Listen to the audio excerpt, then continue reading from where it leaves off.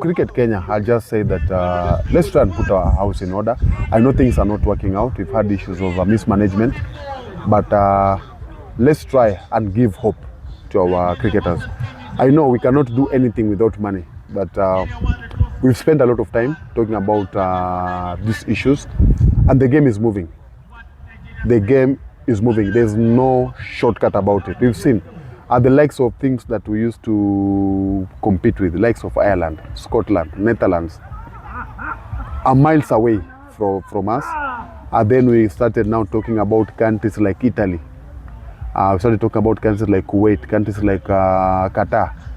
Let's be honest, these countries will, within a short time, will not be able even to ask for a fixture against Kenya. Because why? Will not be that competitive to give them anything to fight for.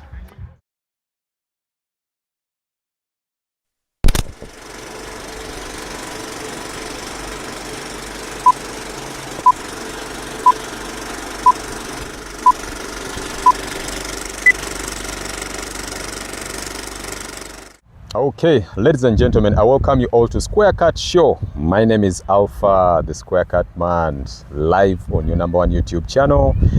It's a privilege to have a personality from Kenya, and he has really been there for the game of cricket, and mostly he has been there for the ladies cricket in Kenya. Ladies and gentlemen, I'm joined by Dan. Dan, welcome to Square Cut Show. Thank you, Alpha. Yeah, it's been a pleasure having you around. Thank you. Yeah, and would like you to tell us about yourself, Dan. Before that, first of all, I'm so much privileged because I've been following your work from Nairobi. Yeah, and I think this is a very good opportunity for us to talk about our cricket. Yes, thank you. Talk about cricket is Kenya and Uganda. I know we've had a very long journey as far as cricket is concerned. Yes. Because I remember my first visit to Uganda was when a team called AfriPulse will drive all the way, use a Kamba bus to come to Kampala to play Uganda national team. Yeah. So it's good, and I'm so privileged that maybe I'm the first Kenyan to appear on your show. Yeah. On Square Cut. Still not sure how you came up with the name Square Cut. Anyway, so I'm so glad to be on your show. You know, many people have asked me about how did you come up with that name. Remember, in cricket we have the Square Cut, and it's one of my best shots. You know, while playing the game of cricket. For little cricket also, I also played, I remember Square Cut was my favorite, and leg glance. Yeah. Those are the shots that I will wait. If I've not played 3 or 4 shots of those shots, I feel like I've not done enough. Yeah. So that's the reason as to why I came up with Square Cut Show. I always wanted it to remain in me. Yeah, and I came up with the YouTube channel called the Square Cut Show, Words of Hope. Oh, good. Yeah, because this is where, the young generation also gets motivated with the words that come out of there. Yeah, giving them hope that they can make it in life through sports. True, yeah, let them not just neglect the what? Sports. They can still make it through sports. So, Dan, when did you start playing cricket? Who introduced you in the game of cricket? My cricket journey is, I won't say that it had different angles. I remember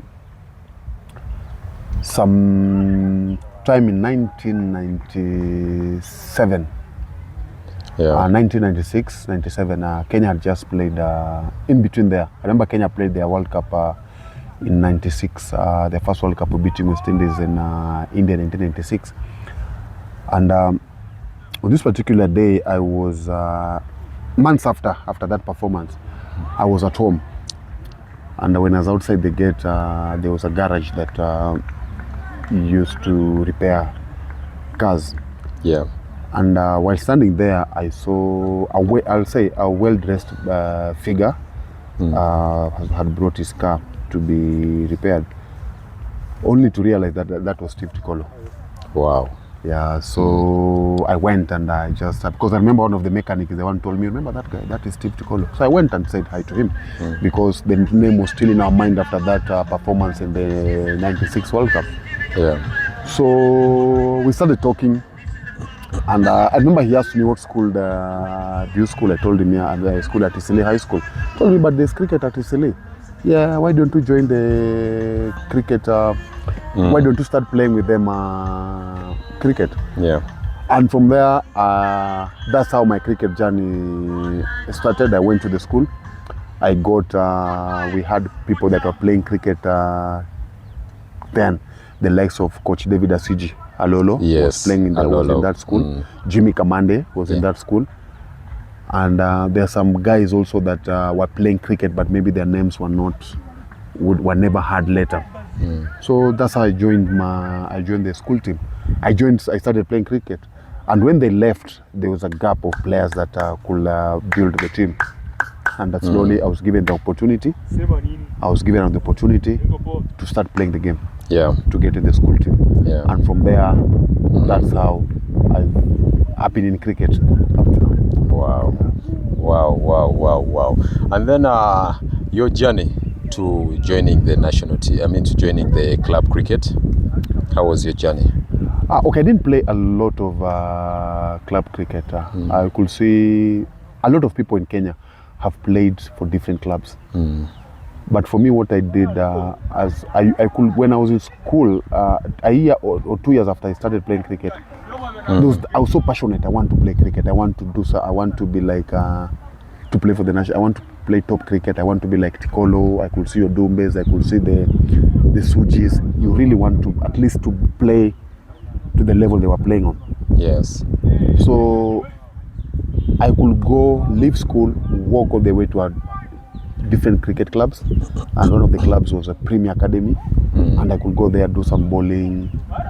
Batting was something that was not easy to come. You'll be asked to bowl throughout. So I kept on bowling, and I could do that until I finished my Form 4. So after finishing my Form 4, I joined Kongonis Cricket Club. Yeah.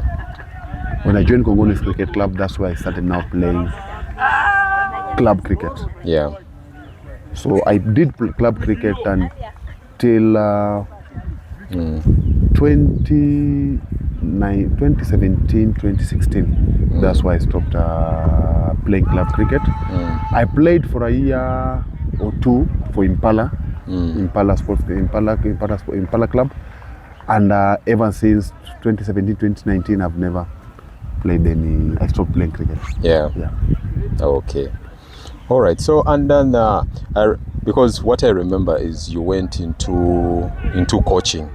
So how far did your coaching journey go? Alpha, one thing that maybe I want to viewers to understand is that how I started my coaching. Yes. It started in a very, and again, just like my cricket journey started. Now, as soon as I started playing cricket when I started playing cricket in my school, now I told you that I wanted to improve, to get better, so that I can start playing more cricket. Yes. So what I did, as soon as I left school, when I'm going back home, I was in a day school. I will go home, and when I go home, I want to practice what we did in practice in school. So by doing that, what I want to do is that I want to play, to be trained. Yeah. But there was no coach.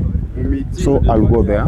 I'll want to do throwdowns. I want somebody. I'll want to do throwdowns. But who's going to do that? Because my schoolmates are not my neighbors. Yeah. I can't get them. So I could get my neighbors to bowl to me. Yes, they don't know about cricket. So what are they going to do? They're going to. Okay.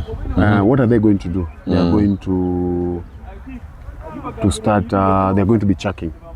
So as somebody who has an idea about how to bowl, I'll teach them how to bowl. And then these boys will feel like, no, we want to start batting. Teach us how to bat. And that's how I started now getting into coaching. Yeah. Because I got into coaching because I wanted to coach my neighbors. Then from there, as soon as I finished my secondary school, my Form 4, yes, please. I got into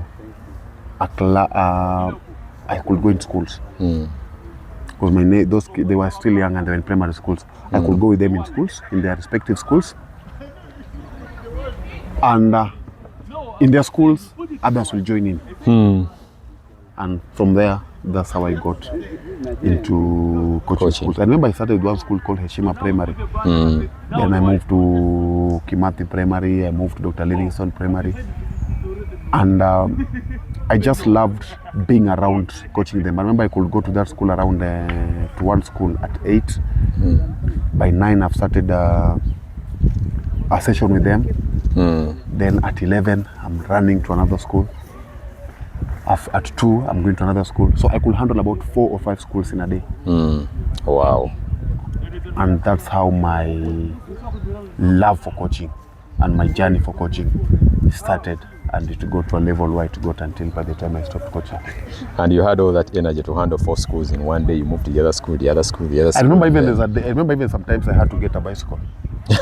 And I could put my I could put my cricket bats. There were 2 bats and 2 sets of stamp in a blue bag. Cycle all the way. And the good thing was that you get there and find that kids are already waiting for you. You find that kids are already bowling.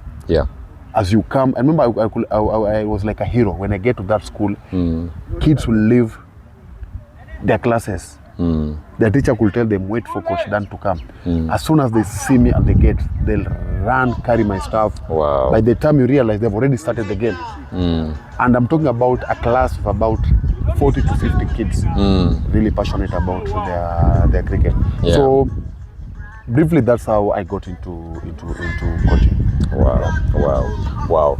Ladies and gentlemen, we are still live on Square Cut Show, and we appreciate each and every one of you who is still and watching us. It's a privilege to have Dan around to talk about his cricket journey, and then we shall also talk about his journey after cricket.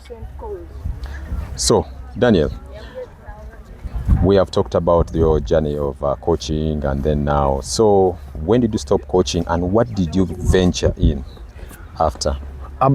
There's something else that maybe you told your viewers. That it's like you've forgotten it. Okay. It's about my women's cricket. Yes. All right. The women's cricket, yeah. Yeah, women's cricket is actually that thing that I'll say that's what brought me into, if I may say, limelight.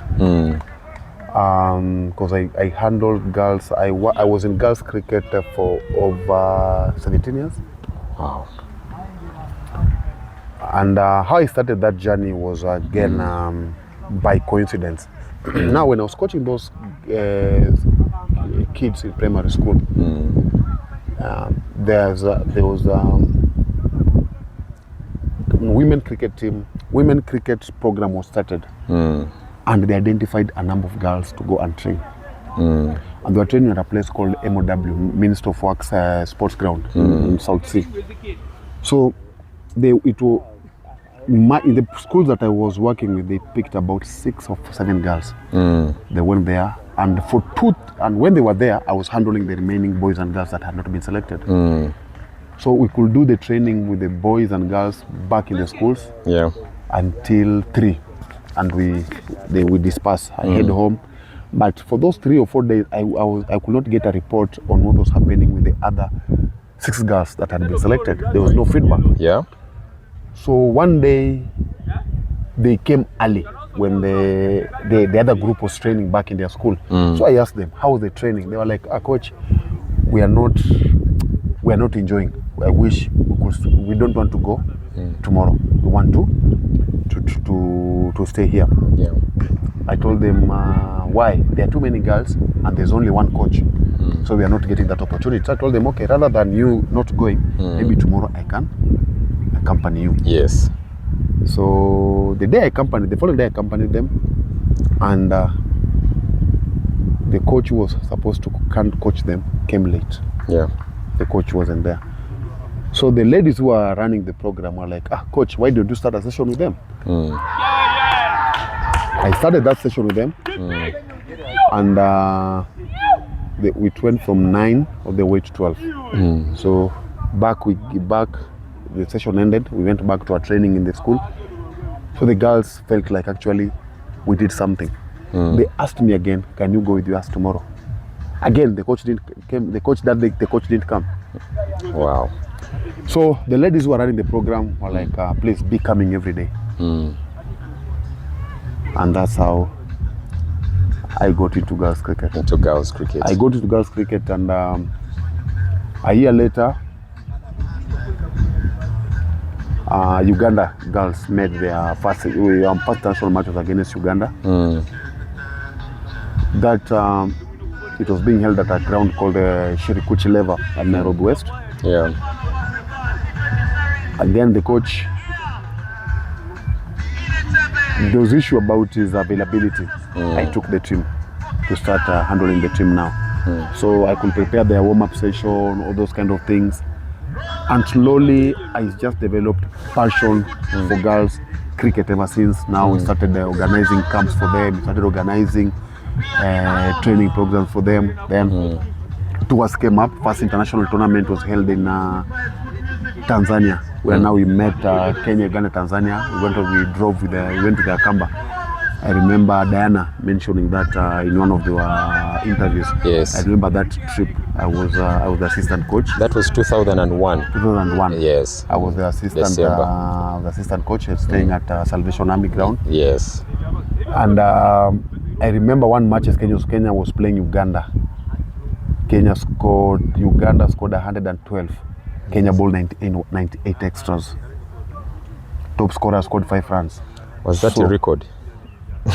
By then, yeah, Okay, I think by 98 runs, that was a very big, I'll say that was a record. Oh, 98.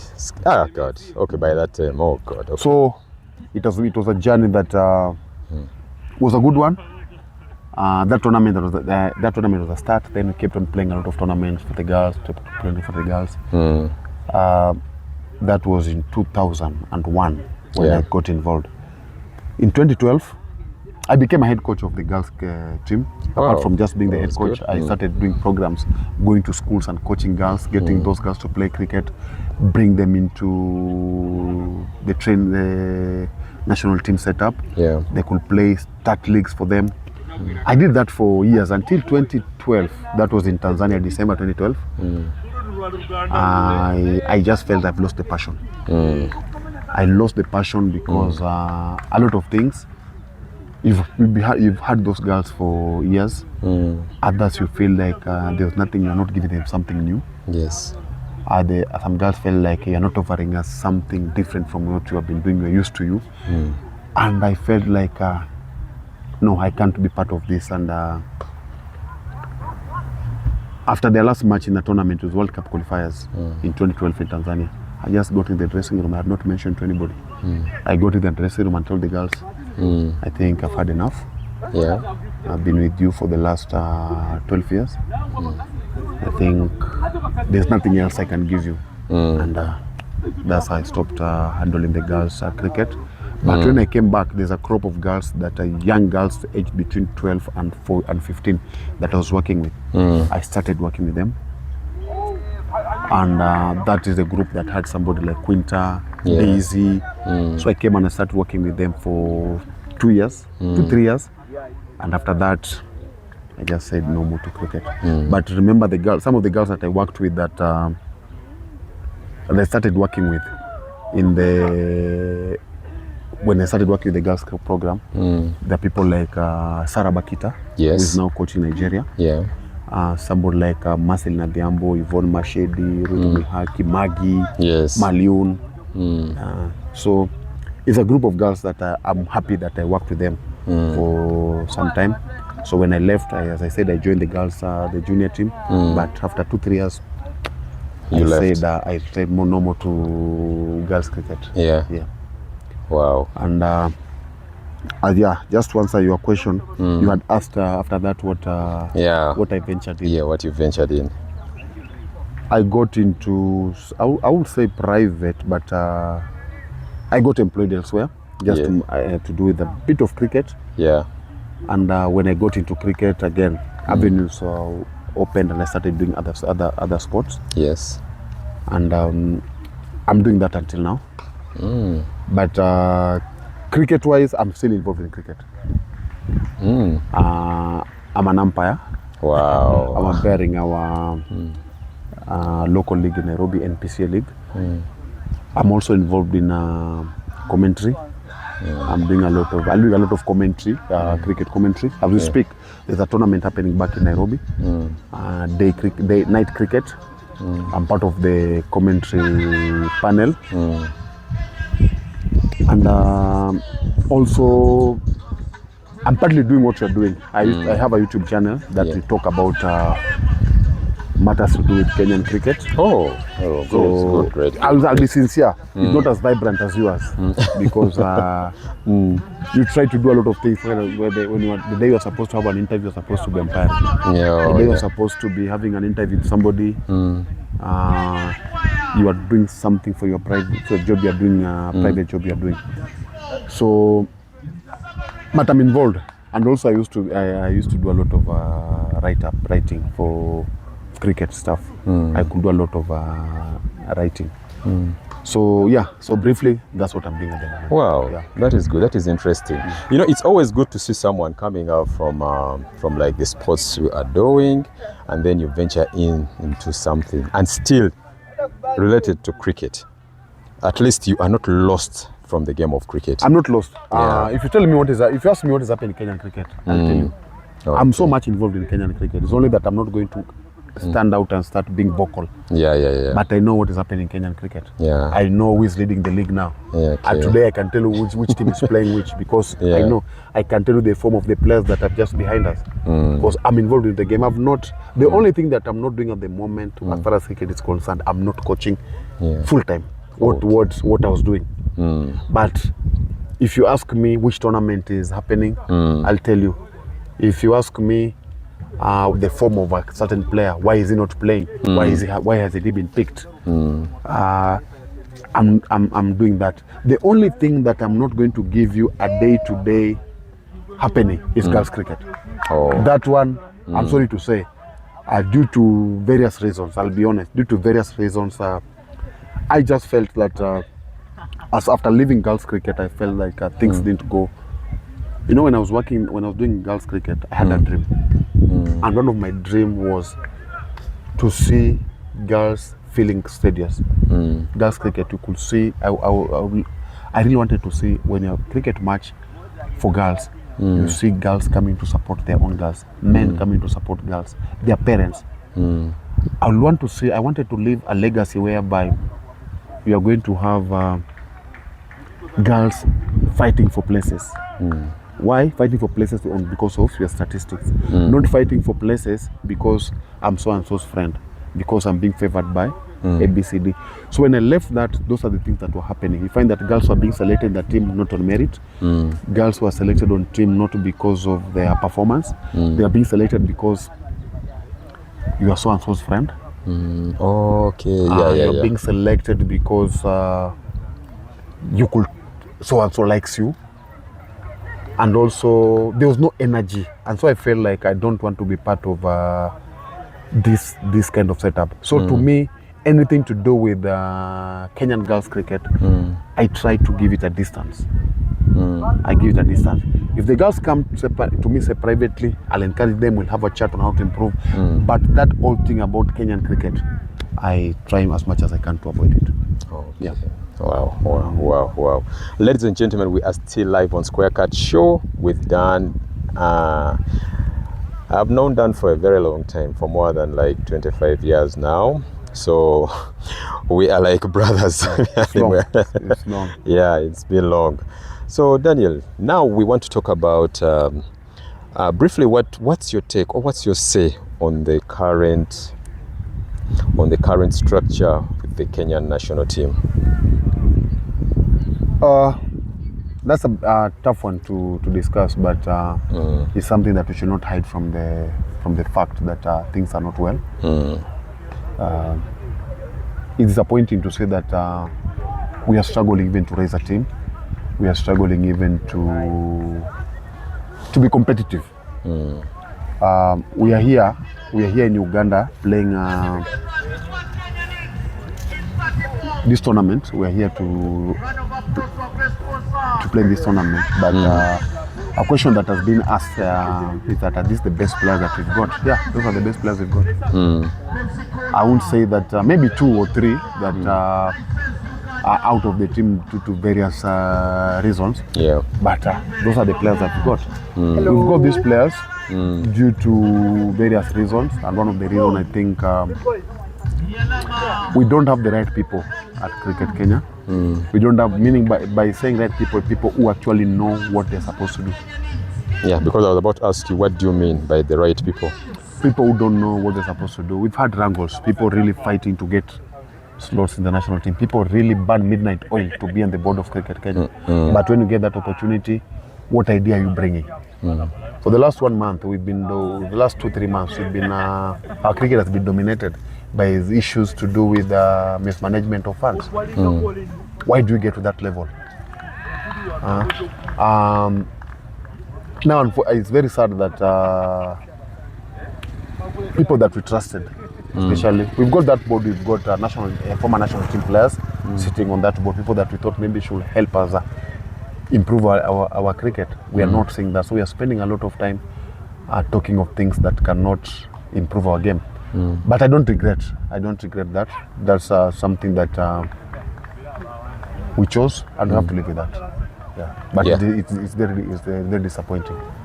Yeah, because you can talk about the former national team players whom you think are on the board, and which is a very good idea that they have been put in there to be there. But there's this thing that some of us forget. Yes, I've brought in someone. Okay, someone has got into the board. He's a former national team player. But at the back of your mind, you're forgetting that there is this thing. Do you have the managerial skills? But again, there's also we've got people that have been asked to get to that board to act as managers. What are they doing? They are not showing that managerial level skills. And that's what I'm saying. Does someone possess, or do they acquire those skills, management skills? So it's difficult. I think that is one of the things that has to be considered when maybe. That's what I'm saying. You've asked somebody, you've employed somebody. Yeah. To act to help you as far as managing the organization is concerned. It's just like politics. You might find that even like somebody like a minister is not good in dealing with finance. He's just there because of he's a political seat. But people under him are people that know how to handle things with finance. Yeah. And you'll never see the Minister of Finance being exposed, because people under him are doing the right thing. Yeah. But for us now, we find that our dirty linen are being exposed to the public. Our former national team players are being exposed. Okay. Our officials who have clue about cricket are being exposed, because maybe those that have been put there to act as managers don't know what to do. So you have a crop of people whereby you are a manager who doesn't know how to handle your job, and you have an official here who is elected who doesn't know how to handle issues. So we are our cricket is just messed up. It's just messed up. As much as we try to be smart to address the issue, but the fact remains things are not good as far as cricket is concerned. Because now, some of the players here, they came to this tournament having trained as a team for less than 2 weeks or 3 weeks. Are you talking? And you want to come and compete. You want to be competitive. In less than 2 weeks, they'll be going to Jersey. Okay. They'll be going to Jersey. Is this the performance that you expect Kenya to be competitive in Jersey? You're playing teams that have been playing competitive cricket, have been playing international matches, build-up matches, very competitive. But for us, we cannot even assemble a crop of a team to train for this. We've missed some players here. Why can't they come? Because they feel like I'm not ready, or you feel like I cannot go and train where I'm not guaranteed about what I'm going to take back home. So it's a lot of things that is happening which is not good. Wow. But I think there must be a structure that is being put, trying to be organized there for the improvement to be done in the Kenyan, in cricket Kenya. But all in all, We thank you very much for that, for honoring the invitation. Yeah, so I would like to know, can you tell us about the youths getting onto the national team?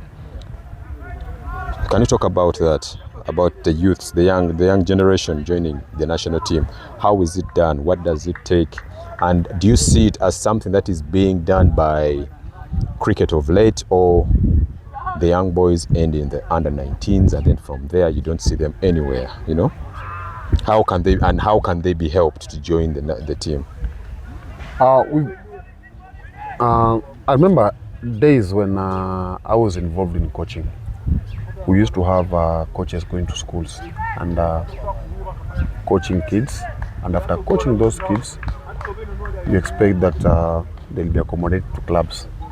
The clubs didn't do much as far as addressing that, but a few that managed to get into clubs, the likes of Alex Obanda, Nelson Odhiambo, Lucas. We had where is Bondi? Manuel Bundi. So they came from those programs. They were able to be accommodated to clubs, and during that time also they were able to play youth tournaments, under 15, under 17. So it was easy to accommodate, to get them going, and also to get them quickly getting into the national team setup. But what we've got at the moment, we've got those programs. I'll be honest, I'll say we have those programs on paper. We've got those programs on paper. Because the programs have not brought any players. You might say that this kid has come from that. So they are on paper, but they are not implemented out there. They are not implemented.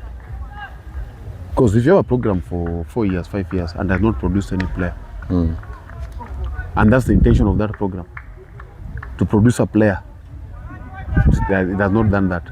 So what is happening, you find that we've got private academies which are slowly building, getting players, and trying to push them into those teams. So that's what is happening at the moment in Kenya. The private academies are helping, but the question is, they're going to help for how long? We expect that Cricket Kenya programs should be the ones now that should be pushing, getting those players, push those players into play for those clubs. Then after that, get them into playing for the national team. Because if that's not going to happen, you're going to get raw players. Players who have not been competitive, players who have not been hardened to play for the national team. And if that happens, we see this kind of results. So it's my prayer that the development programs will rise up, will give us results, so that we have players fighting for places. We've got league, we've got domestic cricket is happening. We've got domestic cricket happening as we speak now. Some clubs are suffering because their players are here. Okay. The league is going on. We've not stopped the league because of the national team. The league is going on, but clubs are suffering. Because a club like Swami Bapa, they lost their first match the other day because 2 of their players are here. 2 of their opening bowlers are here. You look at something like a club like Canbis, they lost their first match the other day. For the first time they lost to Kachileva. Canbis has been dominant. They've lost to Kachileva for the first time in years. Their captain is here, Durian Gondaria. Is here, and Rake Patel. So you see, if we had those players, we will not have weakened the other teams. If you had players that have come through the ranks, we will not have weakened the other teams. So it's just my prayer that things need to be addressed. As it is, as I said, it's not good. Whatever happens, it's not good. All right. So what is your take on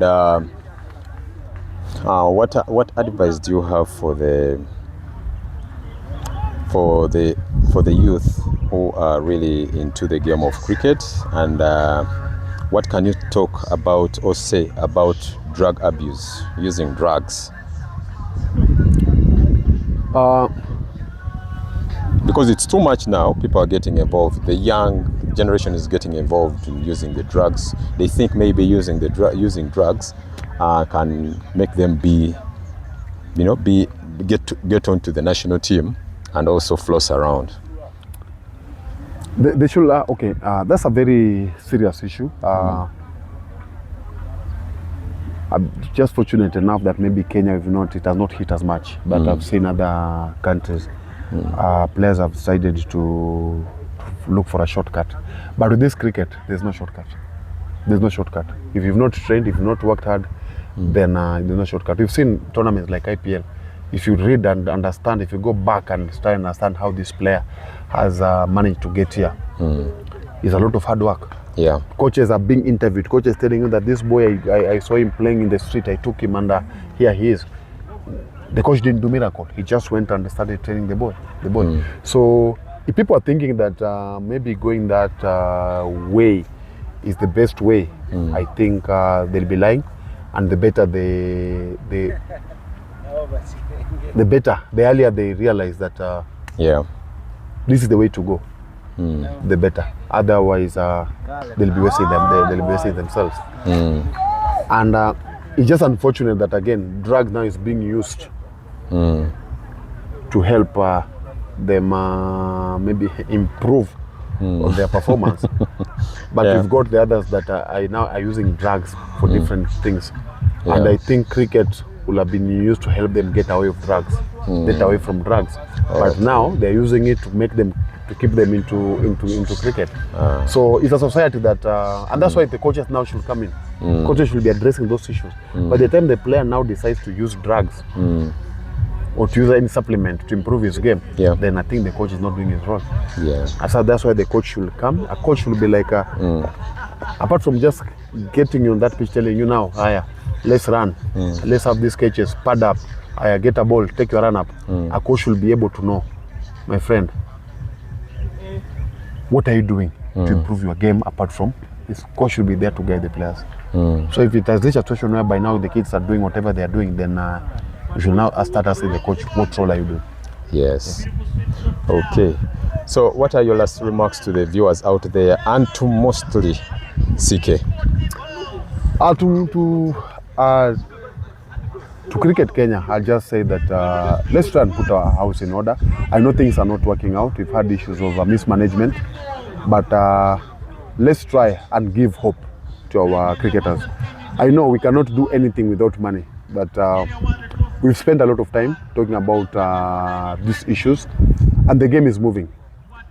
The game is moving. There's no shortcut about it. We've seen the likes of things that we used to compete with, the likes of Ireland, Scotland, Netherlands, are miles away from us. Then we started now talking about countries like Italy. We started talking about countries like Kuwait, countries like Qatar. Let's be honest, these countries will, within a short time, will not be able even to ask for a fixture against Kenya. Because why? We'll not be that competitive to give them anything to fight for. So let's try and focus on the game. We can have our own issues. We can be fighting our own issues, but what needs to be done is for us to put our acts together and let the game be played. And for the viewers, mine is to say thank you very much for supporting my friend here. Whatever his channel is doing is something that we've missed in our region. Our cricket has not been highlighted. We have those backstories that cannot be highlighted in our local mainstream media. Yes. So let's support him. We can only support him by subscribing, liking, and sharing whatever he's doing. Otherwise, thank you very much for having me. And I'm looking forward that maybe one of these days you'll be sitting on this seat and I'm sitting on that one. Yes, indeed. I will do that. Thank you. I really appreciate you. And there's a panel I'm organizing. It's about management in the women's cricket. I think I will involve you on Zoom on that panel. I'll appreciate it. Yes. The panel, it will be a panel having around like 3 to 4. Yes, and then we talk about the management of cricket, women's cricket in East Africa. You're most welcome. Yes. Of course, I'll be part of it. Yeah, and we see how things move on. So no worries. All right, thank you very much. You're most welcome. Ladies and gentlemen, it's been a pleasure having Daniel on Square Cut Show, and we really thank each and every one of you who has been on Square Cut Show. We appreciate your little time you have spent watching this video from the start till the end. Thank you very much. I remain Alpha, your Square Cut man, live on Square Cut Show. Subscribe, like, share, and have some comments. In case of anything, you can just comment or send us a message, and we see what we can do for this channel. Thank you very much. Stay blessed. I salute.